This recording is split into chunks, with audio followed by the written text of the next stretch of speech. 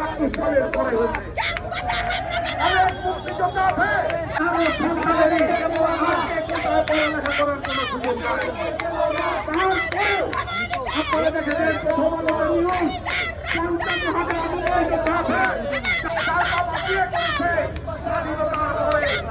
এই সমস্ত খোয়া স্বাধীনতাতে এই মুক্তিযোদ্ধাদের নামে বাংলাদেশ সরকারি চাকরিতে কর্মক্ষেত্রে পদোন্নতি দিয়ে বাংলাদেশকে একটা নেতাহীন জাতি হিসেবে বানাতে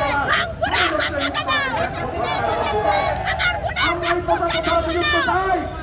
আজকে ছাত্র সমাজ আন্দোলন করেছে, এই আন্দোলনের সাথে